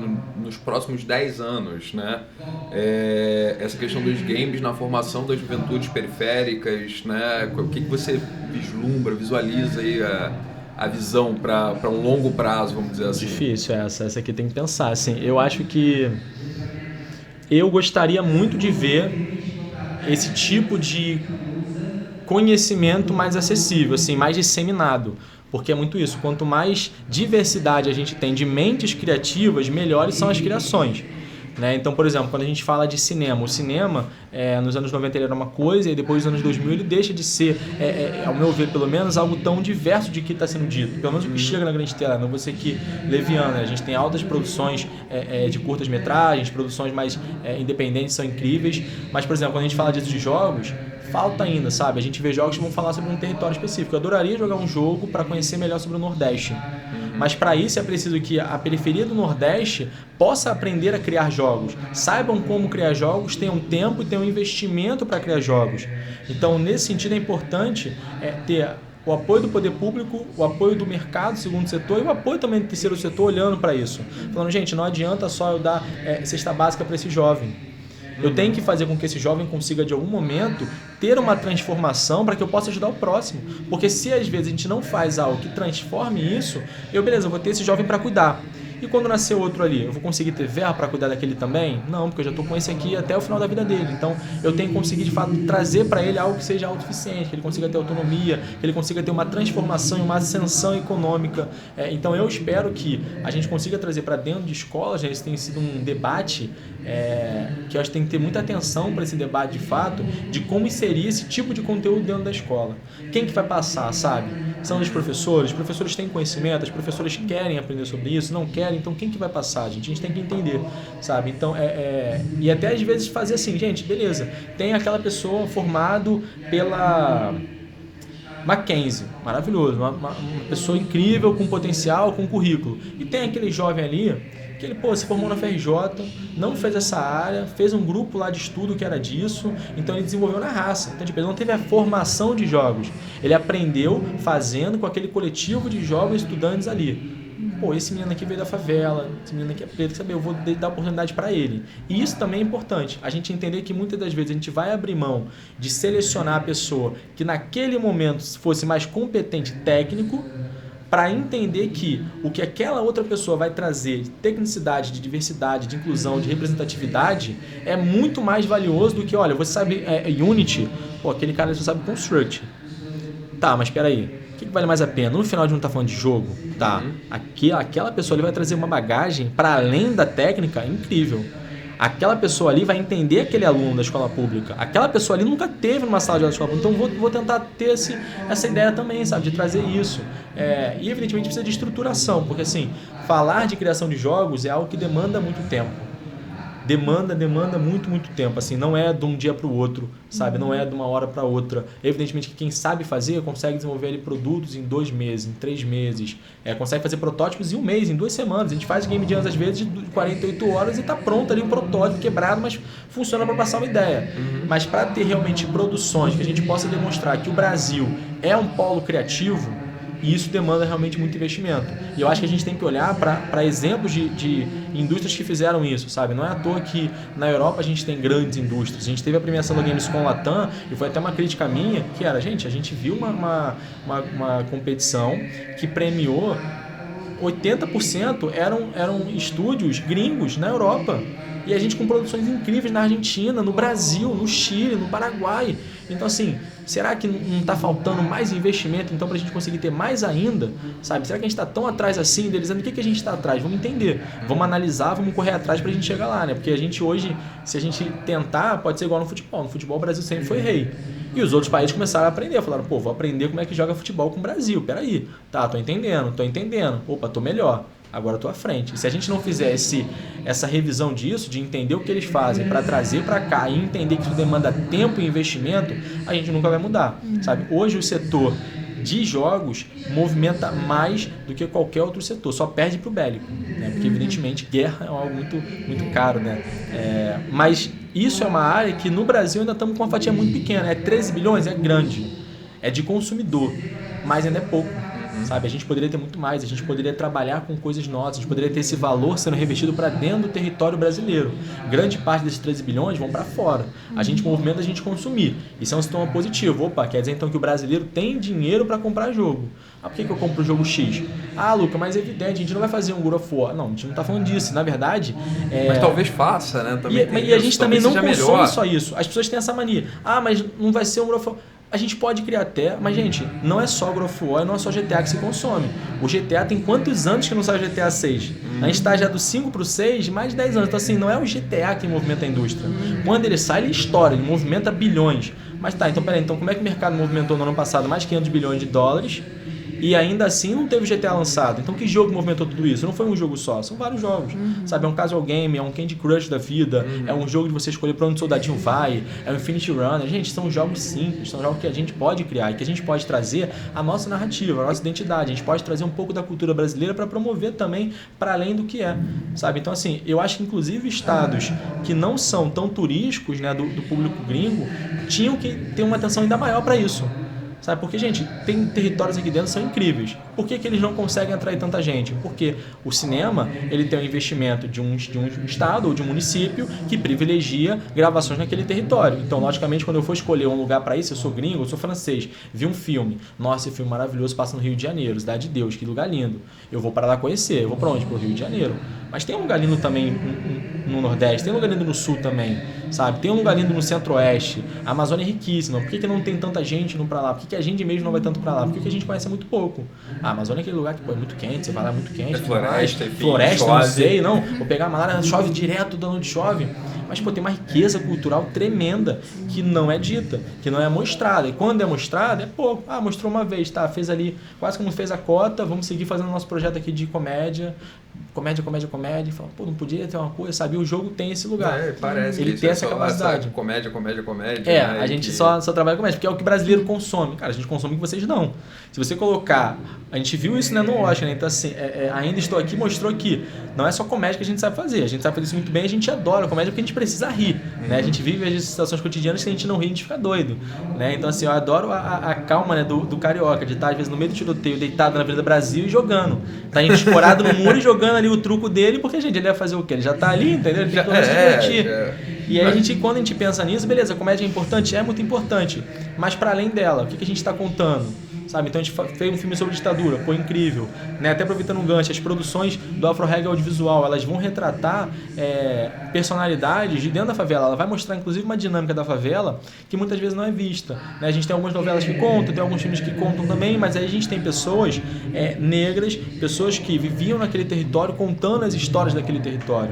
E a gente vai ter Betinho, então a gente vai ter lá o Arcanjo Renegado, uma série de um policial, o Rambo brasileiro que entra em tudo e mata todo mundo, é o cara, ninguém mata aquele cara, loucura, igual o Sylvester Stallone, mas a gente vai ter também Betinho. A gente vai ter também um jogo que mudou a história para ser quase que um artefato histórico, de contar como é que foi a fundação das maiores facções do Rio de Janeiro, sabe? Pra gente entender a dinâmica daquilo, pra gente humanizar também aquelas pessoas. Claro que a gente tem que saber que aquela pessoa cometeu um crime, ótimo, maravilhoso, então a gente vai ali correr com o rigor da lei pra realmente fazer a devida correção. Agora, aquela pessoa ali, o que ela passou na vida dela, sabe? Aquela pessoa que cumpriu a pena dela e hoje ela está aqui vivendo sociedade, né, tentando, né, viver novamente sociedade, o que ela passou? Essas histórias precisam ser contadas também, precisam ser humanizadas essas pessoas. Isso dentro de jogo a gente ainda não tem. Talvez um dia a gente consiga replicar, sabe? Existe uma densidade aí muito grande social para trabalhar com isso, evidentemente. É um tema sensível, é um tema que tem que ter muito cuidado, porque a gente sabe o quanto algumas pessoas foram afetadas por aquelas pessoas, então, às vezes, contar uma história também é engrandecer umas. Mas a gente tem que contar, sabe? Tem que ser contado e o que você vai tirar disso, aí depende de você. Né? Então a gente vê às vezes séries, filmes que a gente fala assim, pô, não concordo com isso aqui, mas que bacana, porque isso aqui me trouxe uma visão e me trouxe uma opinião que até então eu não tinha, mas ainda assim serviu para eu corroborar a minha, para eu evoluir a minha, para eu crescer como ser humano, para eu me informar como cidadão. Enfim, assim, é muita coisa. Mas só tentando fechar, eu acho que se a gente coloca desenvolvimento de jogos, aí pode ser até jogo de tabuleiro, né? Porque a gente tem que falar de vários tipos de jogos também. Se a gente coloca isso dentro das escolas, a gente talvez comece a ter, inclusive, nesses empregos de menor valor, né, agregado, uma valorização. Porque eu acho, assim, uma coisa muito delicada a gente já ter jovens que aos 16 anos são preparados para ser assistente de caixa. Eu falei, pô, o caixa é maravilhoso. Eu já tive muitos parentes que foram empregados, caixas de mercado, mas eu sei o quão insalubre é aquela posição. De ficar sentado muito tempo, de lidar com o público é muito difícil para receber um salário mínimo. Sendo que uma compra que uma pessoa passa às vezes de mês é R$1.000. Então assim, nossa, ela passou 20 compras, ela passou R$20 mil ali. E ela vai ganhar no final de um mês R$1.200, R$1.500. Será que ela poderia ganhar mais? Por que ela não ganha mais? Porque tem muita gente para aquela vaga. Porque não tem pessoas formadas em nada praticamente. As pessoas saem dali sabendo, eu sei matemática, basta que eu vou esquecer amanhã, e eu sei um pouco de português, e o que eu vou fazer? É um trabalho muito mecânico, né? Exatamente. É um trabalho que assim, físico, ele agrega o valor, também, né? Desgasta a pessoa, e diferente de um trabalho intelectual, que é você trabalhando com jogos, né? E isso agrega para o país até. Exatamente. O nosso PIB ele nunca vai crescer muito se a gente tiver como grande trabalho isso. O físico, que é o motor de ônibus, quanto é que ele vai ganhar? X. É o que eu vou pagar porque é o que tem, o amigo ele tá aceitando, então eu não vou pagar mais do que isso. Agora, se eu tiver menos pessoas para essa posição, essas pessoas que ocupam essa posição, porque às vezes gostam disso, de lidar com o público, de dirigir e tudo mais, elas vão passar a receber mais, porque não tem gente no mercado para isso. As pessoas estão criando coisas, pô, legal. Então, assim, isso também é uma visão mais pessoal minha, né, que eu carrego, de tipo, a gente tem que levar o máximo possível de diversas capacitações tecnológicas para que a gente consiga evoluir o nosso PIB, para que a gente comece a se tornar um país cada vez mais bem posicionado nessa área, que é uma área muito importante. A gente vê países muito menores que a gente crescendo. E o Brasil, com a dimensão que tem, ficando para trás, sabe? Assim, deixando de avançar. Por quê? Porque a gente ainda fica muito decidindo onde que a gente vai investir. Como que a gente faz? Gente, vamos ver o que está dando certo. O que deu certo no Ceará, naquele lugar lá que foi feito assim? O que deu certo no Rio de Janeiro? O que deu certo no Maricá? O que deu certo no Sul? Vamos fazer igual, vamos tentar replicar primeiro no município. Se deu certo, a gente replica para o país inteiro, para uma cidade. E vai adaptando para cada dinâmica, sabe? A gente tem esse cuidado quando a gente chega num território que cada território tem uma dinâmica. Tem territórios que amam jogos de tiro, tem território que gosta mais de jogos de estratégia. Então, assim, eu não vou chegar lá e oferecer turma de Free Fire se o aluno não quer Free Fire. Eu vou falar, você quer o quê? Luca, a galera quer muito o jogo assim. Pô, bacana, quer dizer que eles são mais criativos, eles querem jogar o Fortnite mais do que o Free Fire. Qual é a diferença de um pro outro? Um é muito mais criativo, você consegue construir coisas. Então, então aquela comunidade é diferente, então eu vou me adaptar, eu vou adaptar tudo que eu pensei, que eu planejei para aquilo. Então uma escola também pode fazer isso, sabe? Eu sei que é difícil, é burocrático, mas, né, com a anuência do poder público a gente consegue fazer essas melhorias, fazer esses aprimoramentos, fazer essas expansões metodológicas, transformar. Eu quero muito que a gente tenha no futuro mais pessoas, sabe, competindo, mais pessoas participando, que a gente tenha pessoas mais diversas também ocupando esses lugares. É muito chato a gente chegar, entrar, e por mais que aquela pessoa possa ter uma história linda, você chegar num evento como é a Gamescom e quando você olhar para as pessoas que estão ali ocupando os espaços e expor os seus jogos, mais de 80% ser pessoas brancas. Você fala assim, cara, legal, bacana, você pode ter uma história linda, mas, pô, pô, não é possível que não tinha uma pessoa negra também pra estar ocupando esse espaço aqui, tá ligado?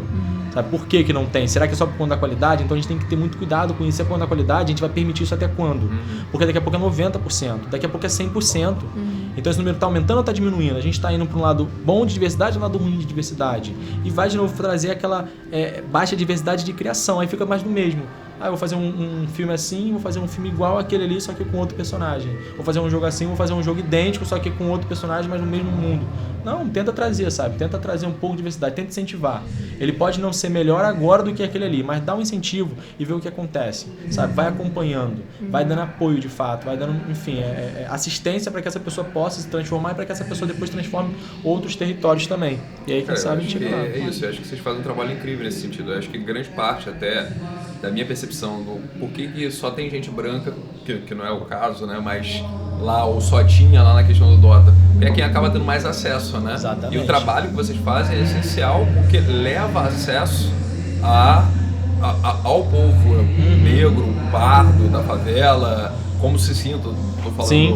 dessa maneira, né?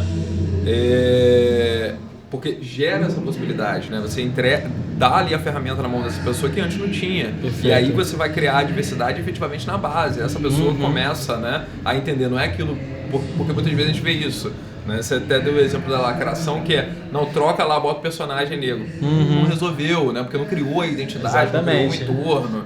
E eu acho que o trabalho de vocês é incrível por isso, porque vai criando de fato a identidade e a percepção de que eu posso estar nesse lugar, Perfeito. eu vou estar nesse lugar, né? E aí eu queria te colocar a questão, né? Como que as pessoas fazem para se aproximar do Afrogames? Como que elas fazem para participar, para apoiar?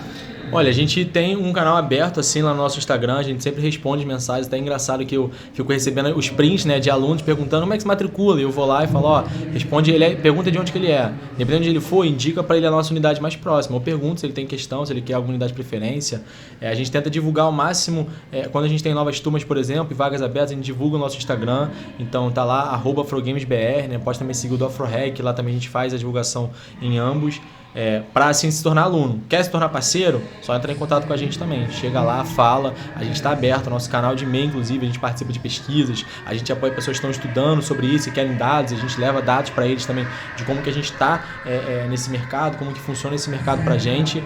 E quem quiser de fato participar até, mas assim não quer ser aluno, mas quer ainda assim participar, quer acompanhar de perto, quando a gente realiza atividades, a gente também divulga lá. Então, por exemplo, esse ano a gente vai ter ainda a edição da Copa Afrogames, que vai ser no dia 29 de agosto, lá na Arena Afrogames no Cantagalo. Então a gente vai fazer a Copa Afrogames, basicamente o evento de culminância do esporte. Então os alunos da trilha de esportes, eles competem entre si ao longo de agosto e os finalistas de cada modalidade se enfrentam dentro lá do espaço. Uma arena que a gente monta, bota um telão, bota luz, bota fumaça, bota apresentação artística, faz algo realmente muito voluptuoso para que eles se sintam dentro daquele espaço, sabe? Daquele cenário, daquela indústria bilionária.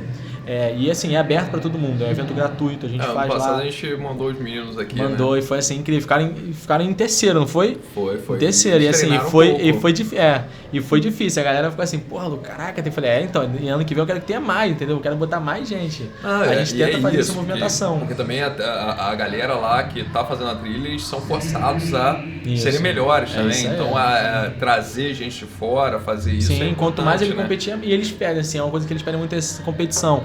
E a gente sabe que no setor, infelizmente, ainda do esporte, na área amadora e semi-profissional, ainda tem pouco evento. Então, isso é até um ponto que a gente tenta criar também. A gente tenta falar, cara, a gente tem que tentar movimentar, e quando chega um edital e quando chega um parceiro, a gente fala, pô, quer financiar essa ideia aqui? Essa ideia aqui é um circuito de campeonatos que eles têm que fazer uma certa duração, a gente vai tentar fazer, sei lá, tantas competições no ano para que isso vá para frente. E a gente busca esse parceiro que financie esse projeto, né? Porque a gente quer ter, como eu falei, esse cuidado de fazer competições que incluam os jovens.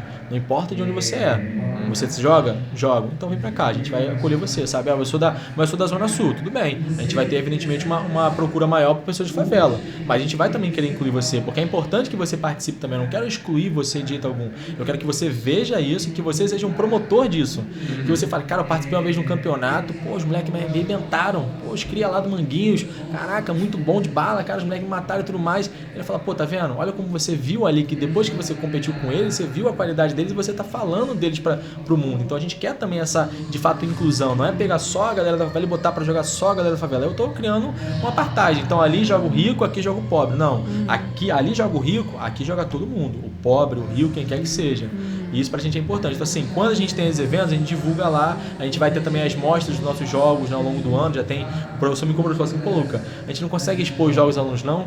Eu falei, mas a gente já tem produções bacanas, vocês querem expor? Porque normalmente a gente faz isso no final do ano. Ele falou, não, já tem. Eu falei, então a gente vai fazer mês que vem. Ou esse mês ainda eu vou organizar pra gente já ter. E aí já vou articular com as escolas, a gente comunica porque de fato o espaço fica aberto, né? Os nossos espaços são abertos para todo mundo, né? Quem quiser chegar e conhecer, visitar, a gente é aberto para isso, assim, não tem portas fechadas nunca, sabe? Você sendo aluno ou não, a gente vai chegar, a gente vai te acolher, a gente vai te mostrar o espaço. Se você quiser se matricular, se matricula. Se não quiser também, tudo bem. Acompanha as redes sociais para quando for ter algum outro tipo de evento e você possa participar. Porque a nossa ideia é isso, sabe? Assim, é o máximo acolher e fazer com que as pessoas vejam valor no que a gente faz. Se eu fizer tudo a portas fechadas, as pessoas vão falar, tá, o que está acontecendo ali? Não sei, é o Afro Games. Não. Eles falam, não, é Afro Games, aquilo ali, pô, a galera é brava, eles formam atletas e tal, a galera tá competindo. Pô, eu vi um molequinho competir lá e tal. Formam atletas, formam programadores, né? Programadores, designers, eles formam tudo. Vocês tiveram lá a Game Jam, que eu fui como Foi no ano passado, finalzinho do ano passado. Foi maravilhoso. Foi maravilhoso. Não, eu achei ótimo. Eu ia até comentar isso daqui, que eu me lembrei, a questão da diversidade, quando a Larissa perguntou, né? Que eu ia falar, mesmo, eu não sei se vocês falam pra fazer, mas todos os jogos contemplam a diversidade, né? E olha que a gente nem pede, assim, é algo natural, a gente deixa. É isso, a gente gosta de perceber neles, né? Assim, a gente deixa, gente, cria, depois a gente pontua. Porque é isso, eu tenho que permitir ele errar, de certa forma. E isso é uma coisa que eu aprendi na escola, né, no NAVE, que era muito bonito, né? Que era tipo, errar. Aprende a errar. E aí tem no conceito, inclusive, de desenvolvimento, que é o fail fast. Você vai falhar, mas falha rápido. Porque falha rápido que você consegue corrigir. Então, tipo, uma game jam dessa, por exemplo, aqui, uma dica até pro pessoal que tem que ser dada é, gente, vocês vão falhar em um momento, mas falha rápido, porque dá tempo de corrigir. Sabe? E errar é humano, e errar também serve de aprendizado. Então, lá a gente permite que eles cometam esse tipo de erro para que no final do dia eles aprendam com aquilo. Pô, tem uma vez que eu fiz um personagem, o personagem parecia nada com ninguém da equipe, cara, nem com a minha família. Por que fez esse personagem? Tá ligado? Quem é esse personagem? Pô, esse personagem que você vê na televisão. Esse é o personagem que você consome. Mas você não precisa consumir aquilo, você não precisa fazer o que você consome, você tem que criar coisas que você quer consumir. Aí ele vai começar a ter uma outra visão. Então ele vai começar às vezes a representar. Eu adoro ter um jogo que a gente fez em parceria com uma ONG chamada The of Us, lá da Inglaterra. E aí essa ONG, né, veio pra gente com uma ideia de fazer um jogo de um conto indígena e um jogo de um conto originário africano, né? Falar de Yansan libertando Xangô e o outro falar da lenda do Guaraná. E aí, dentro dos personagens, a gente tinha personagens que eram parecidos com as alunas, mas que o nome do personagem, às vezes, era associado a uma pessoa da favela. Então, tinha uma mulher na comunidade que é a Valéria. A Valéria é a dona da pensão.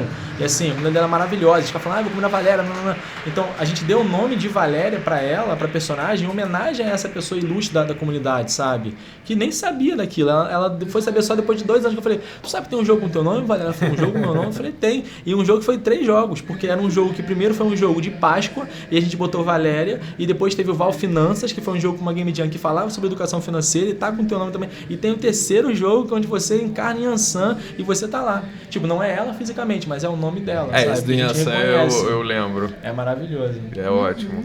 Assim, é muito essas discussões, são muitas histórias, né? E esse diálogo da cultura, de jogos, com a realidade, sei lá, cotidiana do Rio de Janeiro, do Brasil, de Maricá, de tudo. Elas se conversam muito bem e precisam ser ainda mais conversadas, né? Porque é isso, a gente já falou, né? A identidade é muito importante. Então, são muitas histórias e, tipo assim, dá pra ficar dá pra fazer muita coisa, dá pra conversar muito aqui. Não é? Por mim eu fazia 20 horas de podcast. Big Brother. Mas assim, o tempo já tá escasso, então eu gostaria de agradecer essa participação aqui no podcast, sua presença e a participação como avaliador também no Maricá Game Jam, né? Como é que tá isso? Tô ansioso, assim, eu vi ali, dei uma andada, né, no espaço, assim, vi algumas criações, fiquei realmente muito feliz do que eu vi. Tinha uns jogos que já estavam num nível que eu falei, pô, a apresentação será que já é hoje? Será que eu errei a data? Porque já tinha jogo e tava praticamente pronto. E aí eu conversando com a galera, percebendo e tudo mais, falei, como é que tá o jogo? Ele falou, pô, estamos aqui criando, estamos querendo botar mais uma fase. Eu falei, é isso, se baseia sempre no que tá na regra, para que a gente vai avaliar com base nisso. Então assim, não adianta, o jogo tá lindo, mas tem que estar tendo aqueles critérios, então é importante a pessoa estar muito atenta ao regulamento, né? Porque o que a gente quer é isso, a gente quer um jogo que vai trabalhar sobre educação financeira, que vai trabalhar também com questões do meio ambiente, que vai trazer também representatividade, que vai ser um jogo divertido também, porque tem que engajar, não adianta ser um jogo educacional e não ser um jogo divertido, né? Ele tem que ser um jogo lúdico que trabalha com educação, né? Então a ludicidade é muito importante e bem-vinda também nesse setor. Então assim, eu tô tô feliz. Tô Ai, ansioso também, dia 12 vai ser incrível. Eu também tô ansiosa. E é também. isso, né? Obrigada. Acho que deixa o último recado aí pra gente. O último recado é sempre difícil, eu pensar aqui. Acho que assim, meu último recado na verdade vai ser mais um agradecimento, né, a esse espaço aqui que vocês estão oferecendo, não só para mim, mas também aqui representando o Afro Games, e uma parabenização também por tudo que tem sido feito, né, dentro desse setor, por vocês. Assim, o Maricá Games realmente não é da boca para fora, é um evento que a gente tem muito carinho, né, que desde que eu conheci falar sobre ele em 23, falar assim, pô, tem o Maricá Games e tal, e aí vai começar a ter coisa de jogos, eu falei, pô, interessante, agora ganhou aqui um pouco mais da minha atenção e tudo mais. E aí quando eu fui pesquisar a fundo, eu vi realmente do que se tratava, né, eu fiquei muito encantado, porque quando a gente via isso lá no município do Rio de Janeiro, era algo muito ainda assim fechado, muito recluso, porque não era feito em localidades acessíveis, não tinha uma movimentação para que as pessoas pudessem chegar lá. Então assim, tá lá. E tá aberto se você pedir até o ingresso ali, mas pô, olha a dificuldade que é para uma escola acessar aquele espaço. Eu tenho que ter o evento, eu tenho que pedir o ingresso para conseguir acessar. Não, um evento desse que é aberto, que é gratuito, a pessoa se sente melhor, porque ela não tem disparidade, sabe? Não tem aquela pessoa que pagou e ele deve ter entrado de graça, então não tem essa diferenciação já na cara, né? Eu lembro que a gente foi às vezes em um campeonato, a gente tava lá, nós alunos comendo um lanche, tudo mais, que a gente trata com muito carinho, só que evidentemente que destoa, porque o jovem que tava com o pai, ele tava comendo um hambúrguer maravilhoso, que a gente ficou com água na boca, e a gente não tinha o poder aquisitivo para comprar para todos aqueles 100 alunos um hambúrguer, porque era algo muito caro. Então assim, essa separação não é vista, né? A gente vê na verdade uma inclusão muito bonita, a gente vê inclusive nos participantes, a diversidade dos participantes, a gente vê o nível técnico e a competição também é excelente. Eu acho que esse é um ponto, porque quando a gente fala desse tipo de campeonato, as pessoas podem ter em mente que não vai ter qualidade, não vai ter desempenho, vai ser algo pequeno, aquilo ali é campeonato de inclusão. E assim, o que a galera trouxe foi, Luca, caraca, que porrada que foi aquilo lá, que jogado, que não. Eu falei, tá vendo? Vocês acham que vocês são bons, vocês vão encontrar gente melhor do que vocês. Isso é bem-vindo para vocês também. E às vezes vocês vão ser os melhores também, isso é maravilhoso, mas é importante ver que tem gente melhor ainda em outros lugares para que vocês evoluam. E eu tenho gostado porque eu tenho percebido, né, quando eu converso com eles, que esse setor, essas pessoas que se encontram nesses eventos, assim como é o Maricá Games, eles são pessoas que não se rivalizam, eles treinam juntos, sabe? Então, eles estão ali, sabe que eles vão competir no final, mas eles estão treinando junto aqui agora para competir de novo em outubro, aí vai ser sério. Mas agora eu vou competir com você, até porque eu tenho que treinar. E isso é muito bem-vindo, isso é muito saudável. Então, assim, é isso. Eu acho que torço para que a gente possa ver cada vez mais essa iniciativa aumentar de tamanho, né, de proporções, talvez ganhar, inclusive, o reconhecimento que é necessário de todo o país para esse evento aqui, para que se tornem também eventos copiados em outros lugares, porque isso também é bem-vindo, né? É uma questão que a gente tinha com a Afro Games, que eu não tenho problema algum com a Afro Games ser replicada. Eu espero que isso aconteça, porque eu, como aí falando com a Afro Reg, não pretendo estar em todos os lugares do mundo. Copiado porque eu estou fazendo um trabalho bem feito. Exato, né? E eu não pretendo estar em todos os lugares do mundo, porque eu quero estar onde eu consigo entender 100% daquela vivência. Então eu não conheço nada da Bahia. Então eu não posso entrar na Bahia e achar que eu sei o que é a Bahia. Só porque eu conheço a favela carioca, é outra dinâmica. Então eu quero que o projeto da Bahia, alguém na Bahia se desperte o interesse para fazer o que é o Afro Games lá. E seja lindo, e possa chamar a gente, pra gente trocar informações, pra gente trocar dinâmicas. Aí tem pessoas de Goiás conversando sobre isso, pessoas de Minas, e pra gente é muito bacana, porque assim, não é uma inteligência que a gente fecha a 4 portas e não entrega ninguém. Chegou aqui, a gente vai mostrar pra você, eu vou falar tudo que eu tô falando aqui, eu vou falar até mais, eu vou falar o que eu gostaria de fazer, se eu tivesse ainda mais poder, se eu tivesse ainda mais equipamento, se eu tivesse ainda mais coisas, porque é isso, sabe? Eu quero ver realmente a transformação desse setor, porque quanto mais transformador esse setor for, mais a gente vai ter jovens sendo transformados, e para mim esse é o resultado, sabe? Eu vejo naquele jovem, sempre que se forma, eu gosto de falar isso, eu vejo naquele público o que poderia ser o meu tio, poderia ser a minha mãe, poderia ser o meu irmão, sabe? Eu não tive a oportunidade que eles tiveram tão cedo, eu tive que correr atrás de encontrar um colégio que tinha 40 vagas para eu entrar e fazer o curso que eu queria, 40 vagas no Rio de Janeiro inteiro, sabe? Então assim, quantas pessoas ficaram de fora, quantas pessoas eu posso incluir com um projeto como esse, sabe? Então aquilo é realmente assim, algo muito forte para mim, muito potente, e é isso, assim, eu espero que a gente possa servir de exemplo e que a gente possa também continuar aprendendo, né, porque eu não tenho todo o conhecimento, como eu falei, a gente sempre tenta aprimorar o nosso conteúdo. Eu fui, inclusive, esse ano na Bet Brasil para aprender mais sobre a parte educacional, o que as escolas de maior prestígio do Brasil têm feito em questões de tecnologia, em questões de pedagogia, de fato, para que a gente possa absorver daquilo e trazer para dentro da Afro Games, para que se torne cada vez mais uma escola, de fato, no sentido de indumentária e ferramentas pedagógicas, para que a gente cuide daquele aluno, para que a gente entenda métodos de avaliação que não vão ser qualitativos e vão ser de outras formas, enfim. Então é isso. Bacaníssimo. Perfeito, Luca. Obrigado. Parabéns aí para você e para o Afro Games. Obrigado aqui por colaborar com a gente, né, e fazer a gente refletir sobre vários pontos. Fico Com feliz. certeza. Muito obrigado, hein, pessoal, pelo convite. Quando Valeu. quiser, é só chamar. Tamo junto.